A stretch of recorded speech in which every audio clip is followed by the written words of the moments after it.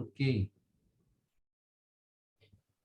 Hi, everyone. Welcome to another exciting episode of the ProfitMAX Podcast, where we bring you value by speaking to industry leaders from all sorts of backgrounds and industries, experts who can give us new perspective, fresh insights into business.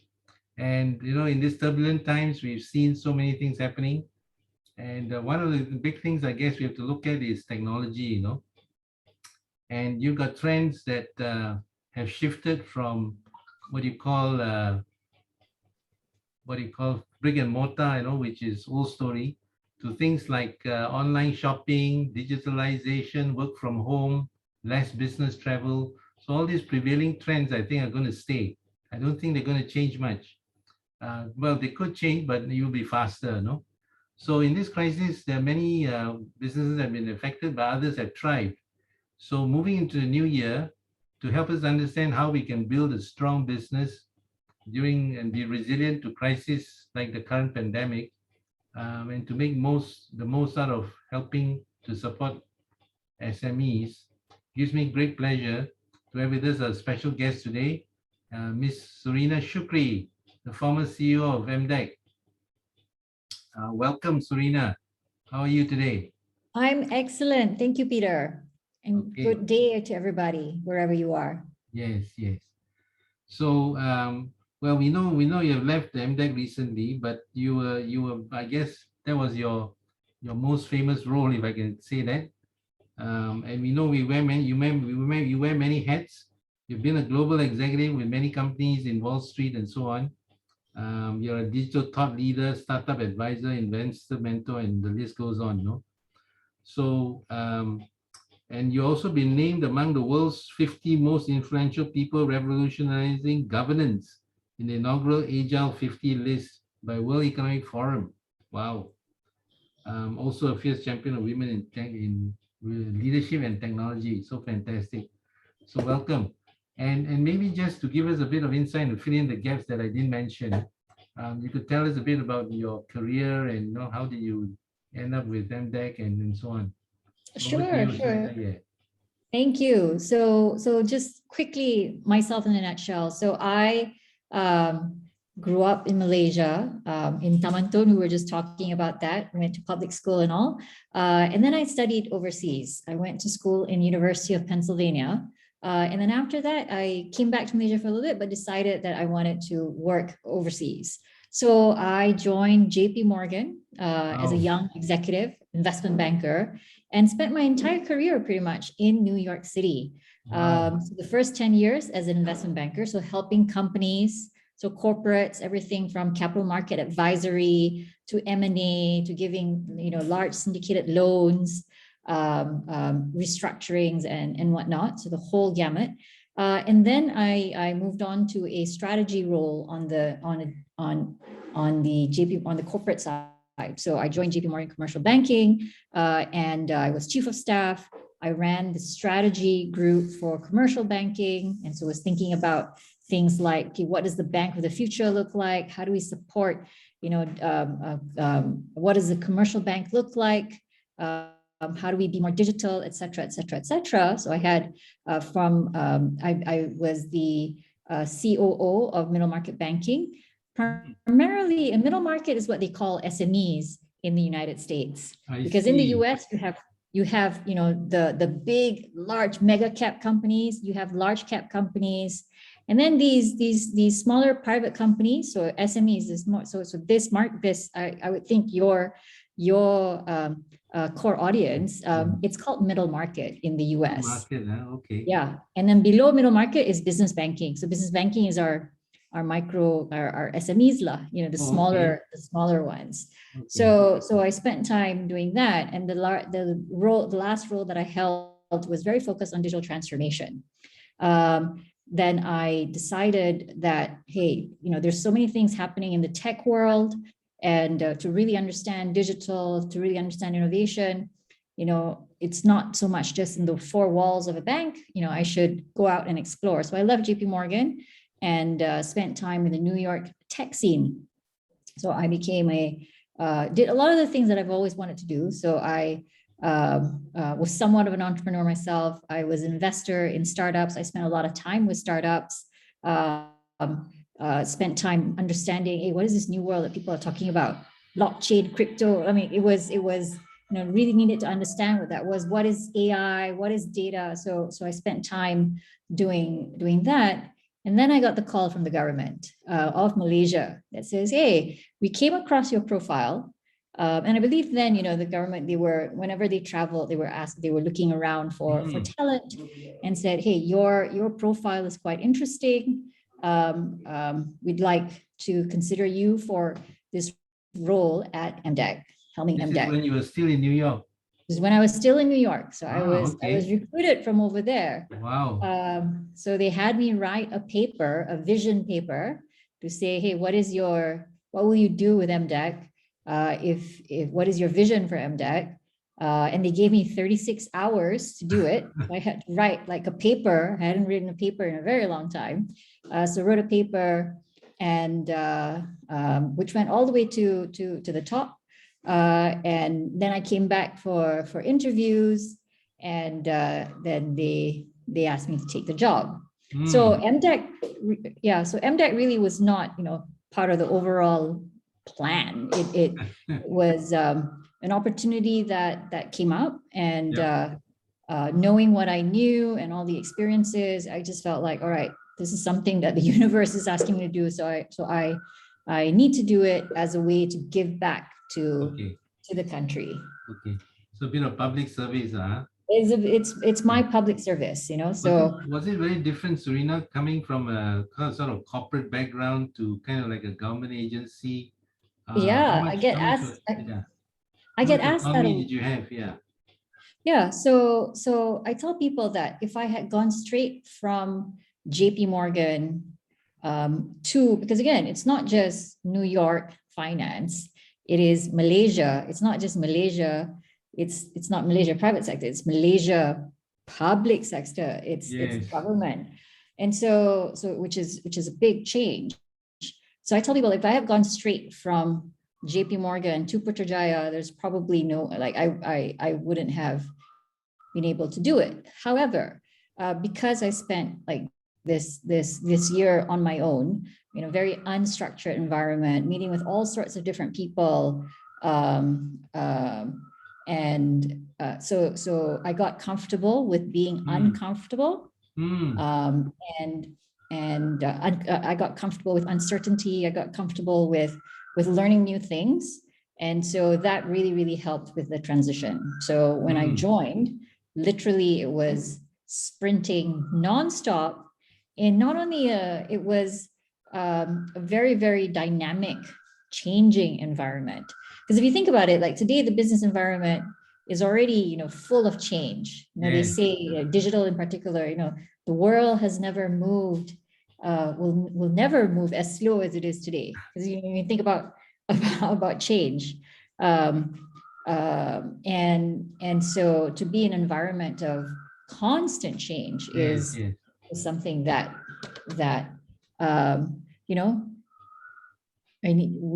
we all need to get comfortable with. Get adjusted to this VUCA world, like they say, right? Exactly. Very volatile, very uncertain, full of uncertainties and ambiguity and so on.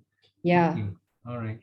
So but the mantra though, like I think that if I had not because I made the decision to leave JP Morgan, and so it was very, very, very scary at that time. Sure. But I did that because I thought, like, I started being very comfortable, because it was, I was already very senior. I was part of the executive leadership team already within the commercial bank, and thinking that there's still so much more life ahead, so much more longevity.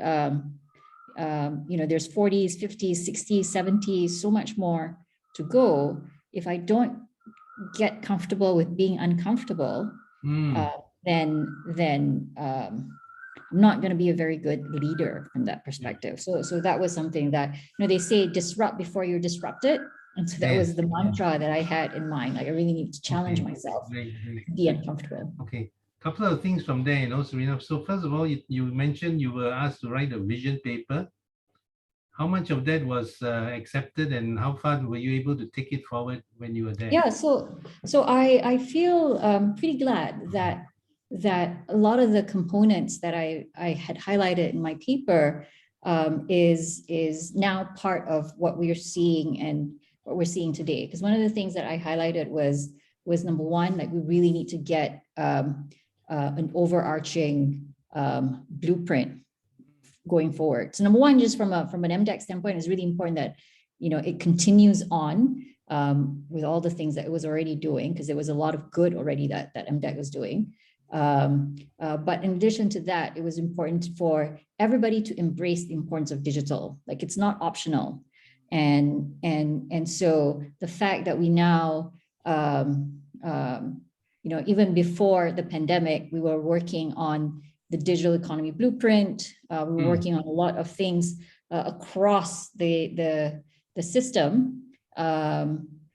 So that's a positive. And then continuing to I also talked about the importance of connectivity.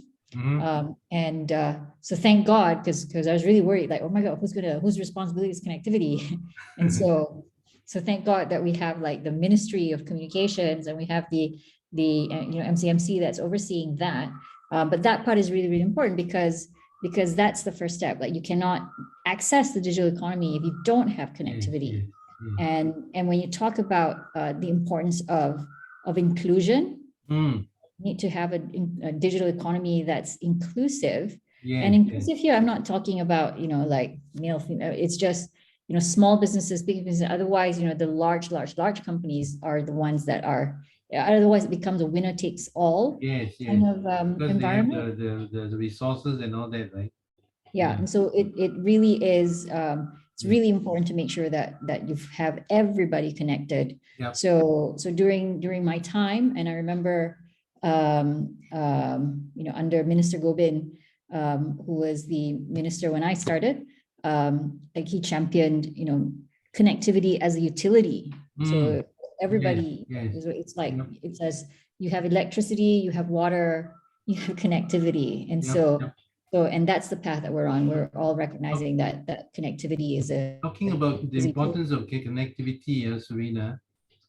Recently, I think some months ago, there was this announcement that Google and Facebook are bypassing us because we sabotage, or I'm not very sure, but how much impact do you think that has in terms of is that a dent attempt? Yeah.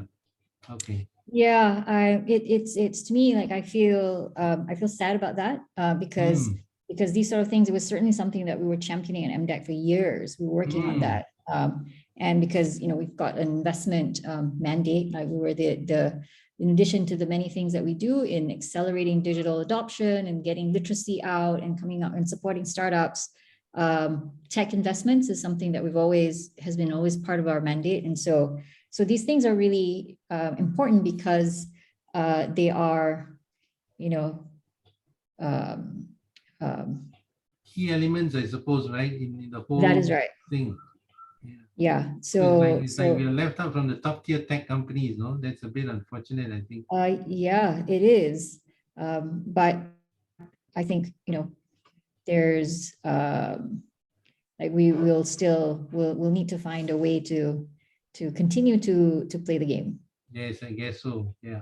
Okay. The other thing I wanted to ask you, Surina, was to help clarify a bit the role of MDEC, because I think sometimes there's a bit of overlap and confusion between Magic and MDEC. Yeah. So let me explain it this way. So MDEC has been, is the oldest. It's the first. It was the first agency that was created to advance, call it IT, information technology. So it started 25 years ago. MDEC celebrated 25 years last year. And it was everything from creating just the awareness of what is just information technology to begin with, all the way to now where it's so pervasive. It's creating a different way of living, working and playing. Yeah. And so think of as MDEC as the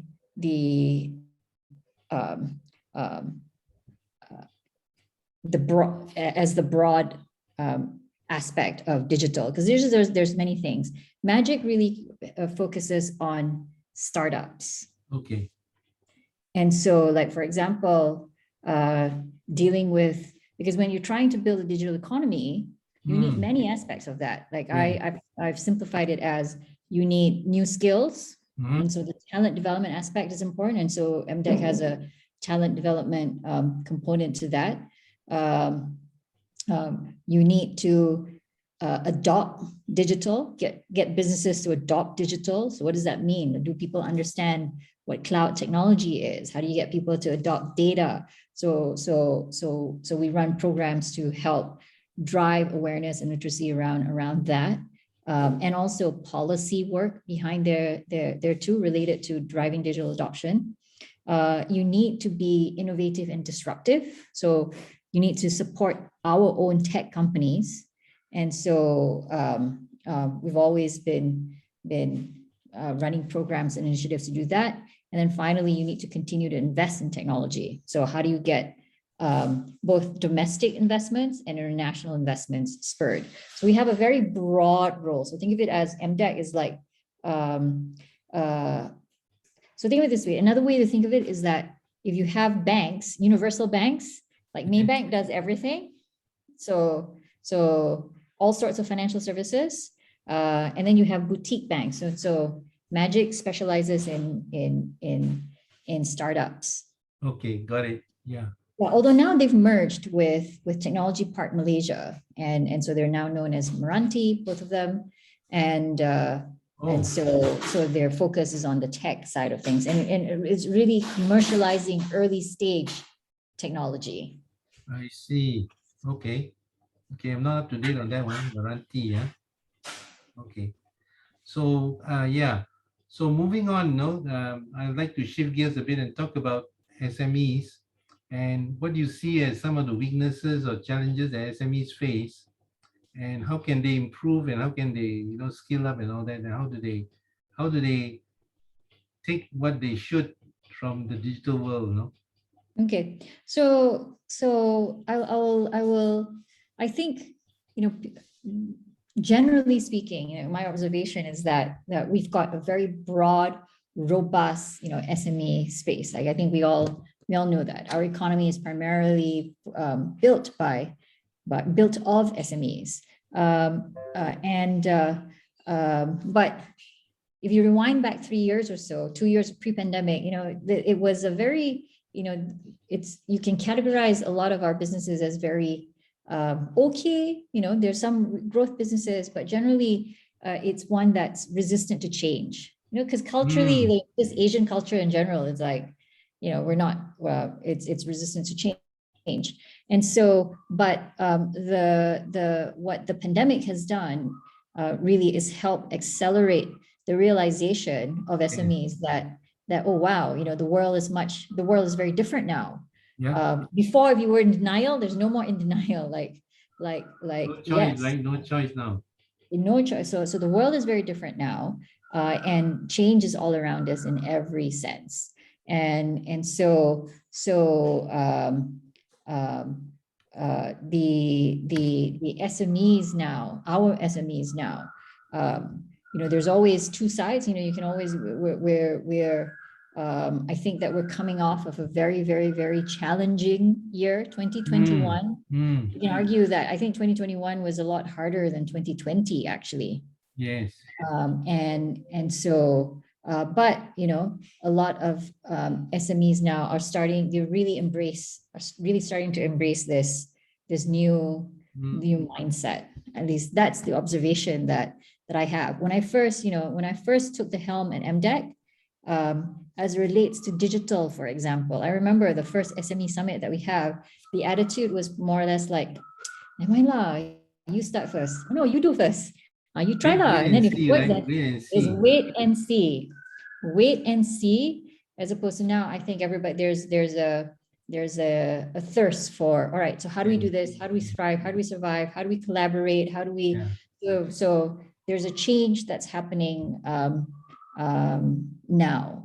I think it's a much needed change, because like you say, it's a change of mindset, first of all. So this resistance to change has, I mean, that's, I guess you can call it one of the positives of the COVID, no? It has forced people to, hey, we got to wake up, we got to change, we got to be more nimble, more agile and all that. Yeah. We got to embrace this thing called digital, whether we like it or not. Yeah, And and I think yeah, go ahead. And I think also part of that, another big phenomenon that's happening is just internationalization. I mean, you could argue both ways, but I'm arguing that pre-pandemic, the world was much more global.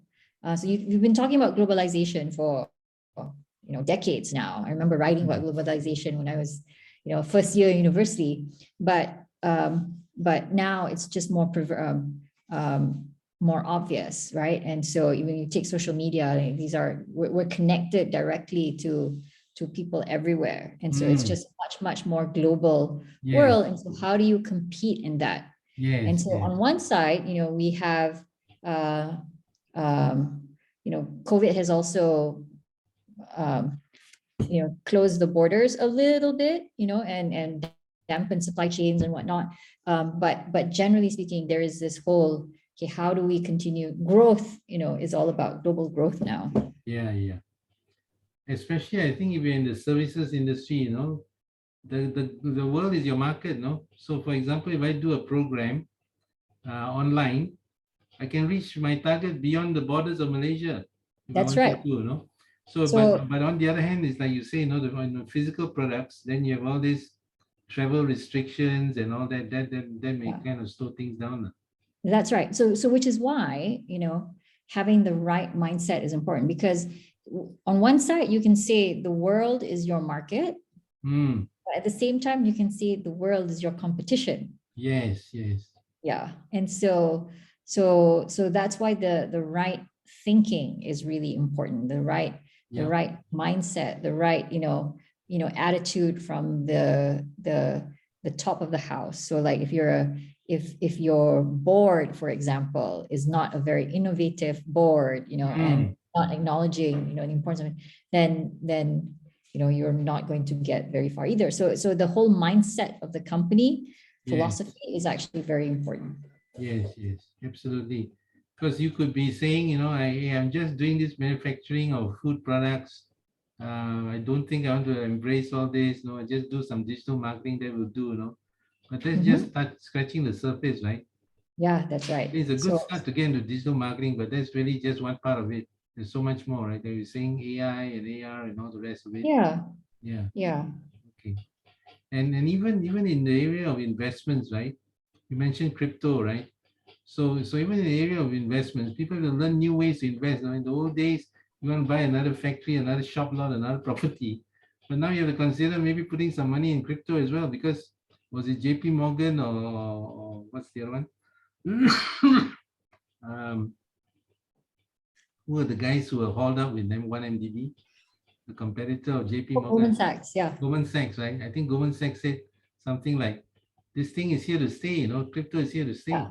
So it's a different alternative asset class, and then so definitely there are new things out there. But let's get back to the topic of conversation.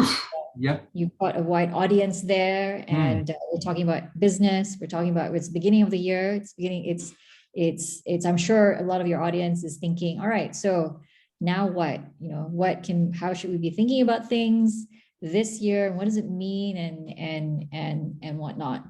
And so like I said just now, I think that we're all coming off of a very, very challenging 2021. Some could argue that it was harder than 2020, and companies have learned a lot in these 2 years. I'm hoping that one of the great lessons that people learned was the importance of experimentation. So, for example, in the very beginning, when we were stuck at home in MCO, connectivity, like we all we couldn't travel physically, and so we started to explore and run businesses on Zoom and Google Meets and whatnot. So there's a lot of experimentation that happened and positive learnings from there. Yeah. And so one of the things that I hope that businesses will continue to embrace in this year is continued experimentation, because great experiments, leads to the realization that, hey, actually it's not so bad, it's not so hard. Because oftentimes you think that digital is hard, change is hard, innovation is hard, but when you just try experiment, you embrace it, you test and you learn, it's not that bad. Yeah. And so I would say that this whole continuing to embrace this mindset of digitalization, of digital, I think is key. And I want to just simplify this word a little bit, because a lot of people, they think, oh, digital, and sometimes you get like fancy consultants, they say, oh, we must do digital transformation and and 4IR and all these big words. But really, the words for people to, if you're a business leader, for you to anchor on is, what is digital? At the end of the day, it's change. And what is change? It's you want to innovate. And what is innovation really? And innovation is like a big word. And you think you must do all these different things, but innovation really is any change that creates value. What is the value that you're trying to create? It's basically helping your business be better, faster, cheaper, and then creating an overall better customer experience. Yes. And so that really is it. And so the key for 2022 and beyond, really in this new world, it is, how am I creating an experience that is better, faster, cheaper, and an overall a better experience for my customers? If you just keep anchoring onto that, it starts to open up, and you say, oh, actually, digital marketing is just an easier form of marketing. You have to learn how to do it, but it's cheaper, it's faster, so more effective. Exactly. But before, if you don't think like that, and you just look at the word digital marketing, it starts to become very intimidating. Yes, absolutely. I like how you simplify that, no? So look at ways to make things cheaper, better, faster for your business, and then be very practical in terms of what you can use and embrace that, no? So if it's digital marketing, you can go A to Z, or you can just focus on SEO, or focus on Facebook advertising, lead generation, or content creation on LinkedIn, depending on your situation. Yes. So I always tell people, no, it's about customizing the cloth to your needs, no. You don't have to embrace, you don't have to be a digital marketing expert to take on digital marketing, no. Maybe just dabble a bit first, no? What do you need first? Do you need a website first? Do you need e-commerce? Do you need a shopping cart added? No, that kind of thing. That's right. Yeah. And so one of the things, when I was during my time at MDEC, like we really focused on trying to help simplify the understanding. Again, it's something, even myself, when I was embracing technology, because I had this role, I was suddenly put in charge of my job was to help adopt, come up with new strategy to help digitalize the bank, and execute that. So not just the strategy, but the execution as well. And so oftentimes, we use these big words, and when you're trying to get mass adoption, you're trying to get people to understand, you're trying to get customers to understand, you really need to simplify the content. And so just think of digital, this big word that people talk about, digital transformation. It is just, business is always, what is your business strategy in this new digital world? So it's not what's your digital strategy, it's what's your business strategy in this new digital world? How do you be better, faster, cheaper, and create a better customer experience? This whole customer experience bit is really, really important, because today, consumers in general, digital consumers in general, you are expecting a better customer experience. So right now, if you still you cannot take orders online, you don't do things on email, that you're asking your customers to mail stuff in. that's a suboptimal experience now. And so Yes. you will lose out to your competitors who are providing a better customer experience. Yes, So that's absolutely. really, really important. Yeah. Okay, great. So just want to talk about maybe some role models or references, no? So while the majority of Malaysian businesses are still trying to adopt and adapt and get themselves a bit more agile and embracing technology, on the other hand, the good news is you got companies like, I was going to say Grab, but they're not really Malaysia. They've gone and got listed themselves in Singapore, but you know what I mean? You companies like Grab that started originally as Malaysian, you got Aerodyne, you got Carsome, all these guys, um, who are blazing trails, no? Aerodyne, for example, is one of the top, if not the top, drone solution provider. And they started business overseas before coming back to Malaysia, they built the markets over there. And I just saw that Kamarul has actually announced that they're going to merge with, or they've acquired actually a company called Synapse, and if I'm pronouncing that correctly, which is a forefront player in AI in Malaysia. So that's the way they're looking at it. So they're starting the year with what do you call, broadening their scope, and going into AI with better technology and better team and all that. So my question was, how can we follow these guys? I mean, what can we learn from these players who are the Carsomes and the Grabs and the Aerodynes of the world? Yeah. Or So Malaysia, we're very proud of, so as an agency, like I've gotten to know Aerodyne and Carsome quite well. Grab, of course, we follow the story of Grab. But one of the, if you take a step back and try to understand, okay, what was it about what these companies did that made them very unique? Number one, I want to say it's just this very bold international thinking. So from the very beginning, even like all of them had some kind of exposure overseas. And so they were thinking internationally from the very beginning. So if you take the example of Grab, for example, so the founders they studied at Harvard during a time when all these internet companies were all around and starting, and so they got inspiration from that. But more importantly, the other thing that all these companies had in common was the courage, the courageousness to be bold, to be that you first use to the do word something. audacity, the audacity to be bold, right? Yeah. And so Global, like you they say, yeah. courageous. So they were courageous to dare to be bold. And so, when my taxi was founded, for example, it was against the law to actually do that, but they went ahead to do it anyway, not realizing that it was against the law, because oftentimes culturally, especially, like there's a little bit, I see this in our entrepreneurs, I see this in our, ecosystem, it's like, it's almost like we seek permission before we do something. Can or not? I want to do this, can or not? So if you just keep asking permission, then sometimes, more often than not, you're like, if something is new, people don't know, so you have to be courageous to do that. So first and foremost, like, these companies were quite courageous, and they were thinking big to begin with. And they were also solving a problem, like a clear problem to solve, to make it easy. So like, you take Carsome, for example. I mean, that's an online car marketplace. What did they do? They really made it, they used digital, they used technology to make it easy for customers.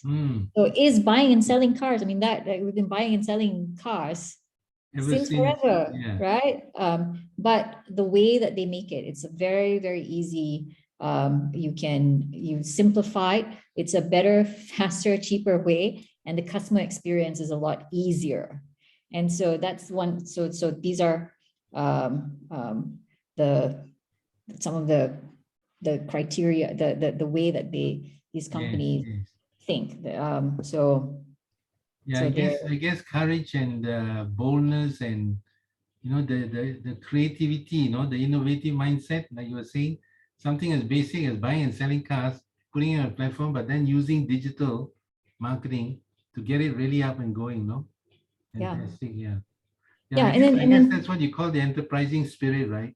Having the courage to push boundaries, to test things that are not I mean, to use a Star Trek term, right? To go where no man has been. Yeah, definitely. Yeah. And then a focus on talent too. And so there's how the founders run their companies in encouraging like the teamwork, the cooperation, the talent that comes into the organizations. It's Yes. also a key area of focus, and I think Absolutely right. Yeah. differentiates them. Yeah. I was just talking to Ganesh Kumar Banga yesterday, and he was telling me the same. So I was asking, how do you attract talent? Because you are a relatively unknown brand compared to all the big guys. So he was saying, well, we just have to go and tell them, talk to them, attract them with our own personality and vision, and excite them with our vision and things like that. So talent is absolutely critical, because if you don't have talent, you have a great idea, you still can't execute, right? Yep. Yeah. So here, like it's really all about execution at the end of the day. Like ideas are a dime a dozen. So how do you continue to how do you execute? Yes. So and that's like something that like Malaysia, for example, if you take government, like there, we have all these plans, and but it really comes down to execution. And so one of the key things that we were always trying to drive down, at least myself and the team that I had at MDEC, it's really all about execution. There's this saying that I love that says, vision without execution is hallucination. So that's Thomas Ford for you. But yeah, so execution is key. And you need that. You need talent to actually drive the execution. Now, coming back to that, I do also want to touch on, because sometimes we tend to think, it's just these tech startups that have outsized return success. But really, there are many examples of success as well, like SME success, that really just because they have really good business operations. Last year, for example, one of the most notable IPOs that we had in our market was Mr. DIY. Now, Mr. DIY is not a tech company. I presume that they leverage, digital like anybody else, but they're really all about, continuing to grow and continue to scale. And what do? Better, faster, cheaper, and an overall better customer experience, because we have many locations, so they're able to grow that way. And then another IPO that people, I don't think that they've listed yet, but they're in the plans of listing, is Farm Fresh, right? So that's another example of an SME where, again, what have they done? Providing consumers, it's again better customer, better, faster, cheaper as well, because it's better quality milk to consumers. So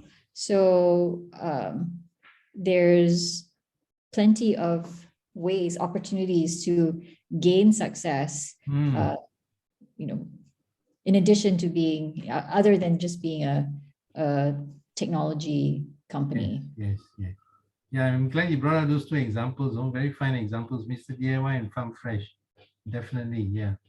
Not tech companies, but still they can scale up. Yeah. Right? So these days, it's all really, it is all about being innovative. And again, like I said, how do you innovate? You innovate with, you leverage technology to innovate. Yeah. And so the name of the game going forward, so I always think of it as that there's a tech industry. So the tech industry is always going to be coming up with new products and technologies and services. But businesses in general, the businesses that will continue to thrive are the ones that are able to leverage these digital means to create innovation in their businesses. Yeah. Okay. Maybe to kind of wrap things up, Surina, would there be like 2, 3, 4, or 5 simple steps that you would recommend or suggest that SMEs should take, kind of like a path to embracing technology and digitalization and getting started or whatever? Yeah, so there's a couple of things that I'll offer up. Okay, so I'll start with like the first one. How do you think about this? What's the mindset? So of course we have to start with a digital mindset. And what does that even mean? So again, I said, you embrace the whole, to simplify it so that you don't feel, because some people have this averse reaction. They hear the word digital, they're like, oh, no, cannot, it's so hard, it's so this. No. So you have to like embrace this whole digital mindset first. If you're a leader of a business, you're the CEO, your C-suite, your chairman, or whatever, like you can delegate a lot of things, but you cannot delegate the digital mindset. Like you first have to embrace it. You have to understand it. And always remember, okay, how do I use this to improve my business? How do we become better, faster, cheaper, and a better customer experience? Always come back to that. And the other thing, the way to think of it also is, from a personal standpoint, we all talk about what we all need to do. We need to be healthy, right? So we wake up every day, we say, I need to be healthy. I need to eat vegetables. I need to do this. I need to exercise. And so digital is kind of like that as well. And so companies, so like a healthy company is a digital company. It's a digitally savvy company. And so you break it up like that, and so you are not going to go from suddenly overweight to you do 6 sit-ups and then suddenly you become healthy. So with the SME journey of being digital, it's kind of like that too. So you know what you're supposed to do. You're supposed to continue to learn. First and foremost is that you must continue to learn. You must, whatever it is, because this is always going to be dynamic, changing. So you must always allocate your so like the need to exercise. So like if the parallel is, if you're a person, you need to be healthy and exercise. So if you're a company, you need to always learn. That's the equivalent. Yes. The analog for the analogy for that. Yeah, and then you have like you got to eat vitamins and all that stuff. But I just offer it up that. So you start with how you think, and then secondly, the next step is like understand that digital is also a journey. So you have phases. So you have to identify where are the areas that you need to, that can be digital. So first and foremost, you think about it this way. How do you currently engage with your customers? So last time customer would come to the shop and then you just chit chat and you do like that. But now today, the way that we market is all around. So if you don't have a digital presence, for example, you're not reaching your customers. If you're not emailing them, you're not following up, you're not using digital tools, that you're not engaging with your customers. So that's for like, how do you access your customers? So that's that. And then after that, you start thinking, all right, so now I want to digitalize my operations. And so everything, so you start looking at your components, your business process, and say, where can I be more digital? So are my payments digital? Is how I collect stuff digital? Is how I sign documents digital? So these are like basic. So it's like digitalizing my business operations. Yeah. And then these days, there are many things also, there are many, they're coaches, they're business people that try and help you with that. But sometimes they sell this overwhelming big package and you say you must do all. But the reality of it is that if you understand your business process, then you can start, okay, like right now, I really just need a solution that does this thing. I just need to collect data. And so you start breaking that up into pieces. Yeah. Yes. So that's that. And then, so your business operations. And then you start thinking about the third area is, it's like the innovation forward. And so how do you continue to create a culture of innovation? And so most of the time, especially small businesses, where everybody is wearing multiple hats, and you may not have the opportunity to hire, your head tech guy or your innovation guy, but it could be to start with as simple as you just empower somebody in the organization to say, all right, so you are in charge of innovation for now. And so your job is, come up with, share with us new ideas, what you're seeing, et cetera, et cetera. And so gaining that, I talked about experimentation, right? And so it's all about like coming up with ideas and learning. And so instilling that innovation culture is key. One of the things that we did in my prior organization, because in commercial bank, so in commercial banking, it's also a very, traditional kind of a business. We have very senior bankers, and so very, very resistant to change is what I'm trying to say. And so one of the things just to encourage people to start to think differently is like we had some of the new hires, so the younger millennial ones. And so every time we would have a meeting, we would just empower somebody to just talk about some of the new things that they're seeing. And that just like opens up the conversation, and it makes it interesting. And so because it's really all about like embracing all these possibilities. So I'm talking about all this, I'm still at a very high level because I'm trying to offer up ways of thinking as opposed to like the practical. And of course, to execute all that, you can, you'll start to think which products and solutions that you actually need. But I would say before you get into like which product and solution that you actually need, you need to think about like how you think about the how and the why, because there's so many different digital solutions that are out there. The problem that people often, the mistake that people often make with digital transformation or digital adoption, whatever you want to call it, is like they rush to get the product directly without really understanding like wait, how am I trying, in what way am I trying to be better, faster, and cheaper? Is it like to eliminate repeat processes, or is it to like get new information? So you have to understand that, and then you go look for the solution. Yep. Okay, great. And I think if I can add to that, everyone should make sure that they have hired a couple of new young millennials into the organization, because that will really help shift the thinking. And these people are what you call the digital natives, right? So they are really so comfortable with it.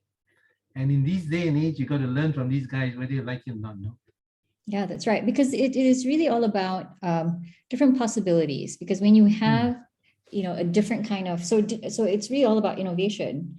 Yes. And so you need diversity of ideas. And so when you mix experience with, this new person doing it a different way. Okay. So even if you don't have like a young person, like somebody's just coming from a different perspective is always helpful. Yeah. Okay. So I've really enjoyed talking to you, Surina. It's been a lot of good insights, good perspectives, and I like how you simplify things. So thanks for that. Any last words before we wrap up? Yeah, and so the outlook for 2022, and so what more? So some of the things that we talked about just now, these are like evergreen, for you always need to be doing that. But this year specifically, coming out of the challenging year that we have, like last three action items that I just want to leave people with. So number one, I think it's really important to continue to focus on operations, because what the last 2 years have taught us is that you really need to focus on strengthening the operations part of things, like execution. And execution also this year. I just want to give the heads up that the people component to it is going to be really important this year. Like your staff needs, your people, the human aspect of things, because we're going into the third year of this. Now it's endemic. We still don't know. So people are still, there's a lot of fatigue. There's a lot of things. So be very, very, very in touch with your team. So as a business leader, you must constantly, show empathy and really get close to your team, because they form the base of your operations. One of the things that I'm hearing these days, we started to see this third quarter, fourth quarter of last year, is the change that's happening. A lot of people are shifting jobs. And some of them, they're not just shifting jobs because they have to. So first, we had a lot. So 2020, for example, and early 2021, we saw a lot of people lose jobs because just overall, business disruption, right? And then, but last year we saw a lot of, late last year, Yeah, People shifting what they're jobs. calling the great resignation, right? Exactly. Yes. They're shifting because they want to. It's just like, I just need a change. Yes. Or I just need a change. Or sometimes it is like, oh wait, I'm used to working in a different way. I like working from home, but my company doesn't want me to work from home. They all want me to, so bye. Another way. So the people component Yes. is very, very, so my call to action for all business owners is just, be it's your people. So that's one. Number two, network. I think take advantage of the fact that now people are out about, again, there's this desire to learn, desire to connect. So make sure that you network intentionally to build this knowledge base, build this experience base, and share information. And then thirdly, knowing that it will be, as part of bolstering your operations, businesses will be continuing to look for investments. Cash flow is really important. So get to know your investors. So there are capital, there is money that's out there that's looking to be deployed, but you just need to understand what investors are looking for these days, and so know your investors. So those three things: it's your people, it's your network, and then your investors. Okay, excellent. Great way to finish off. I like your call to action for SMEs. So thanks a lot, Surina. And guys, if you want to make sure you don't miss any of these future podcasts, please make sure you subscribe. And better yet, take some notes, share, and give us some comments. So thanks a lot, and we'll see you guys in the next podcast.